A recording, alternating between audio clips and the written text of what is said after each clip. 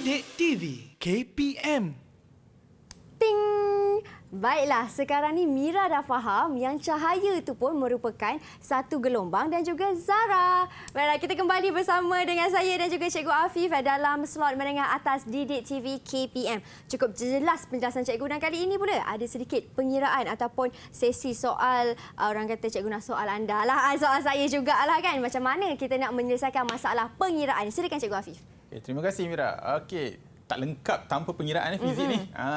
Kita pergi kepada soalan contoh penyelesaian masalah. Sebab tadi kita dah nampak Max Planck dia mengutarakan dia punya formula. Jadi kita tak buat pengiraan tadi. Pengiraan kita sikit sahaja. Jadi kita nak tengok kuantum tenaga. Kita ada kuantum tenaga dan momentum foton. Jadi ini dua tajuk yang berlainan sebenarnya. Yang ini tentang kuantum tenaga, yang ini ialah cerita tentang bagaimana zarah cahaya boleh bersifat gelombang, ataupun gelombang bersifat cahaya ataupun gelombang bersifat zarah tadi. Kita tengok yang pertama dulu. Kita berkenalan dululah dengan formula. E ialah tenaga. Okey. Saya kotakkan. Okey, ini ialah formula untuk pengiraan kuantum tenaga di mana E ialah tenaga dengan formula HF. Paling ringkaslah. H ialah pemalar Planck dan F ialah frekuensi bagi gelombang cahaya yang tersebut. Cuma kita ada formula tambahan di mana E sama dengan HC over lambda ataupun bahagi dengan lambda. Lambda ini ialah panjang gelombang di mana kalau kita tengok C dengan F ni macam dua benda yang sama. Di mana F adalah sama dengan C bahagi dengan lambda. Itu. Jadi bila nak pakai atas, bila nak pakai bawah. Okey. Kita tengok kalau soalan beri frekuensi, soalan beri frekuensi kita akan guna F. Kalau soalan tersebut beri panjang gelombang, kita akan guna lambda. Itu yang pertama. Yang kedua pula, P. Apakah P ini pula? P ialah power dalam bahasa Inggeris di mana kuasa. Formula ini digunakan untuk menghitung kuasa di mana bezanya dengan formula tenaga ialah dia ada huruf N. N ini ialah bilangan zarah ataupun bilangan foton yang dihasilkan. Bahasa mudahnya ialah bila kita suluh cahaya, adakah satu sahaja zarah yang keluar? Tidak, Cikgu. Tidak. Kalau satu zarah sahaja ditanya, kita guna formula ini. Tapi bila banyak, kita akan guna yang ini. Banyak tu macam mana pula? N ialah berapa bilangan zarah atau berapa bilangan foton dalam masa 1 saat. Sebab bila kita buka lampu, tentulah lebih 1-2 saat kan. Betul. Jadi bila banyak kita ambil 1 saat sahaja. N ialah bilangan zarah sesaat. Baik. Jadi itu sahaja beza dia, tenaga dengan kuasa. Nampak? Sama juga HF dengan HC over lambda. Okey. Yang kedua pula ialah momentum foton dan juga zarah. Di mana momentum ini ialah sifat bagi zarah. Okey. So, ini ialah formula bagi momentum untuk zarah, jisim darab halaju. Tetapi tadi kita dah bagi tahu bahawa gelombang tidak ada jisim. Jadi ini ialah formula yang diperkenalkan, iaitu momentum sama dengan H bahagi lambda. Okey. Dan kita boleh sebab dua-dua ialah momentum, H over lambda pun momentum, MV juga momentum, jadi kita boleh samakan. MV adalah sama dengan H bahagi lambda. Ini ialah khas untuk elektron tadi. Macam mana elektron boleh menghasilkan gelombang tadi tu. Okey, kita terus masuk kepada contoh pengiraan.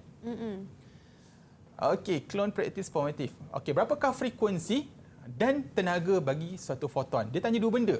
Berapa frekuensi dan tenaga. Suatu foton dengan panjang gelombang 50 nanometer. Jadi daripada panjang gelombang 50 nanometer, dia tanya berapa frekuensi. Jadi kita ada beberapa formula tadi. Right.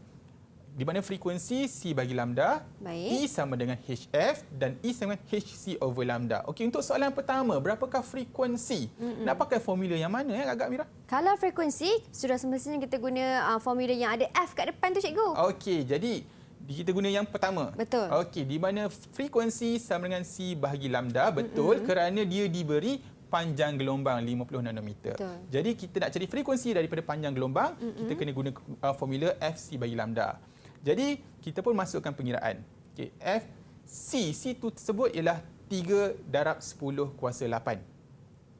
Okey, C ialah laju cahaya. Yang ini akan diberi dalam pemalar dalam peperiksaan. Dia akan beri.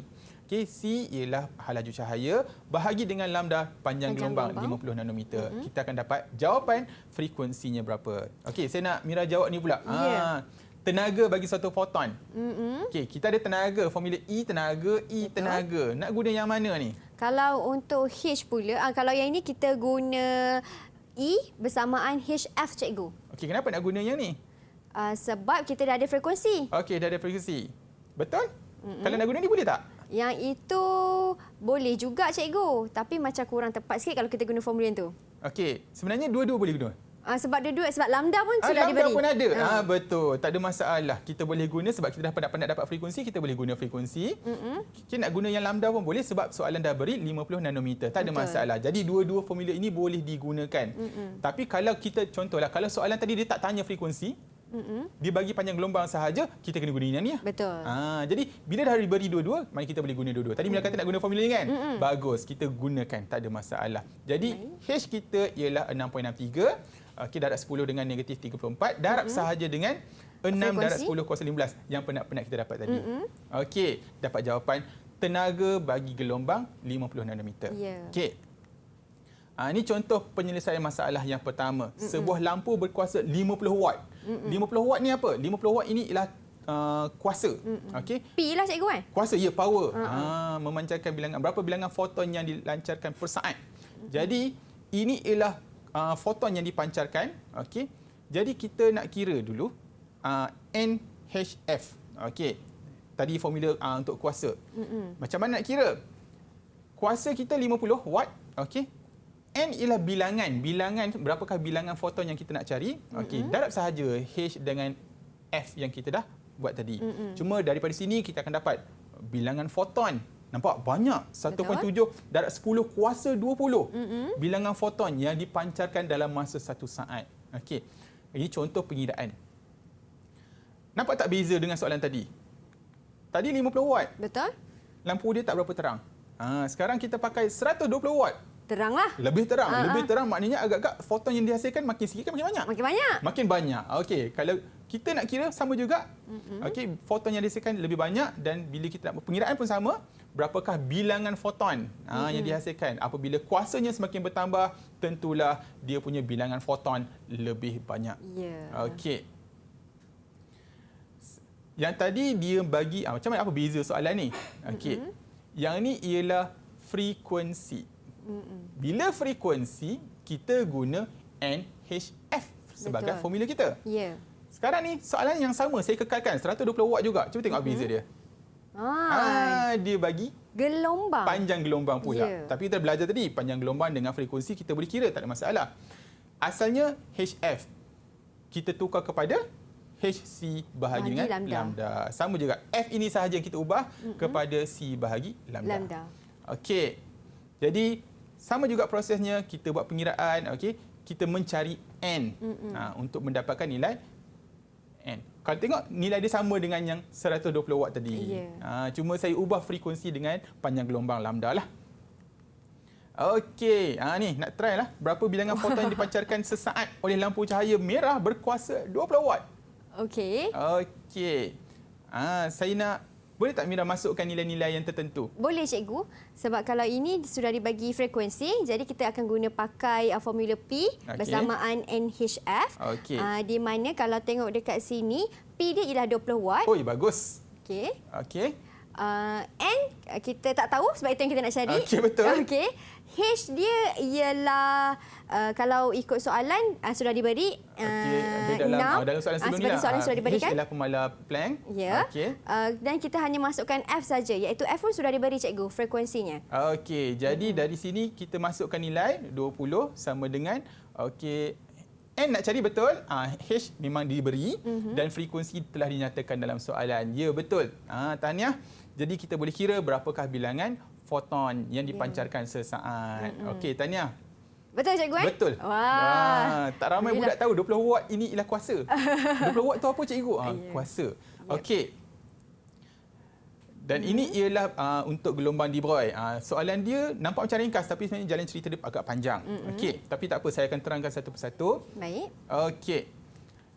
Yang pertama, kita menggunakan formula MV segmen H lambda di mana gelombang de Broglie ialah zarah elektron yang menghasilkan panjang gelombang. Ini ialah zarah, ini ialah gelombang. Jadi, dipancarkan dengan tenaga 10 EV. Macam mana? Apa kaitan tenaga dengan formula ni? Okey, sebenarnya kita perlu menggunakan formula tenaga kinetik yang dipelajari masa tingkatan 2 sebenarnya, formula tenaga kinetik. Daripada tenaga kinetik ini, kita nak cari apa sebenarnya? Kita nak cari, nampak saya kuning kan? Nak carikan V, laju bagi elektron tersebut. Dengan tenaga 10 EV ini, berapa laju dia? Jadi, kita menggunakan formula tenaga kinetik, dapatlah lajunya. Okey, V kuasa 2 dah. Dan punca kuasa V dapat lajunya. Laju elektron tersebut. Dah dapat laju, barulah kita boleh cari momentum. Dah dapat momentum, baru boleh kita cari panjang gelombang yang dihasilkan oleh elektron tersebut. Nampak cerita dia agak panjang. Okay, tapi tak apa. First, kita cari dulu dia punya tenaga, daripada tenaga kinetik, kita dapat laju. Itu step yang pertama. Okay, seterusnya, bawa formula ni ke tepi, simpan dulu. V kita laju, kita simpan dulu. Kita gantikan sahaja. Okey, Gsim elektron, nampak Gsim elektron 9.11 kali 10 negatif 31 kilogram. Okey, kita masukkan. Inilah M Gsim. Okey, V yang saya kuningkan tadi laju dia. H ialah pemalar Planck dan akhirnya kita boleh menghitung panjang gelombang lambda. Okey. Jadi, bila kita kira, kita akan dapat lambda sama dengan 3.88 kali 10 kuasa negatif 10 meter. Sangat kecil kali 10 kuasa negatif 10 ini. Okey. Jadi, nampak cerita dia agak panjang sikit apabila dia masuk cerita tentang gelombang de Broglie. Yang macam mana zarah elektron tadi boleh menghasilkan gelombang. Okey. Jadi, saya rasa itu sahaja tentang pengiraan ataupun penyelesaian masalah yang dapat saya tunjukkan tadi. Baik. Harapkan murid-murid jelaslah kalau Mira faham, murid-murid di rumah apa lagi pastinya mereka pun akan faham cikgu. Baik cikgu, memandangkan kita pun sudah tamat, sedikit kesimpulan daripada cikgu Afifi, silakan. Okey, terima kasih Mira. Tentang fizik kuantum ni sebenarnya ramai, kalau kita masa fizik kuantum ni diperkenalkan, ramai kata susah. Okey, sebenarnya tidak dinafikan fizik kuantum adalah susah. Tapi apa yang dipelajari dalam SPM cuma asas sahaja. Okey, untuk pengenalan bahawa sebenarnya teori fizik yang kita belajar adalah fizik klasik. Okey, di mana tokoh-tokoh yang kita pelajari, Newton, Archimedes, semua itu dah lama, dah lama kan, tokoh-tokoh yang lama. Jadi disebabkan kita fizik sentiasa berkembang, kita perkenalkan fizik kuantum. Jadi fizik kuantum ini memang sebenarnya sangat complicated, tapi kita permudahkan di peringkat SPM dengan memperkenalkan teori fizik kuantum ini supaya murid-murid tidak terperanjatlah bila nampak fizik kuantum yang sebenar. Betul. Jadi murid akan dapat gambaran apa sebenarnya kenapa diperkenalkan fizik kuantum ini. Ini pendedahan awal lah cikgu. Pendedahan awal nak bagi tahu zarah bersifat gelombang. Gelombang juga boleh bersifat zarah. Itu dia. Wah. Dan cikgu, bagaimana pula pentaksiran keseluruhan untuk saya pada hari ini cikgu? Tadi saya jawab soalan-soalan tu, cikgu kata tepat. Macam mana cikgu? Okey, setakat saya nampak alhamdulillah mana Mira dapat mengikutilah, dapat mengikuti sepenuhnya dan alhamdulillah jawapan kebanyakannya betul. Memang saya rasa saya boleh bagi band 5, band 6 ni boleh. Makan tinggi cikgu. Tinggi. Baik, terima kasih cikgu. Dan untuk murid-murid di rumah yang ingin mengukuhkan lagi pemahaman mereka bagi tajuk teori kuantum cahaya ini, di manakah mereka boleh mendapatkan sumber rujukan tu cikgu? Okey, boleh dapat dari sumberku daripada KPM, sumberku. Di situ boleh pelajar-pelajar ataupun murid-murid mendapatkan pelbagai maklumat, pelbagai rujukan dan latihan-latihan yang dapat dibuat dalam kelas. Seperti yang sudah tertera di kaca TV anda semua. Jadi jangan lupa untuk layari laman berikut dan dapatkan lagi sumber rujukan supaya dapat mengukuhkan pemahaman adik-adik semua. Terima kasih banyak-banyak Cikgu Afifi atas kesudian berkongsi ilmu. Diharapkan memberi manfaat kepada semua yang menonton. Tak lupa juga terima kasih kepada juru bahasa isyarat kita Cikgu Nur Farazila Abdul Rahim atas perkongsian ilmu juga pada hari ini. Terima kasih semua. Kita jumpa lagi hanya di slot Menengah Atas Didik TV KPM. Saya Syamira Nazir. Assalamualaikum dan salam sejahtera.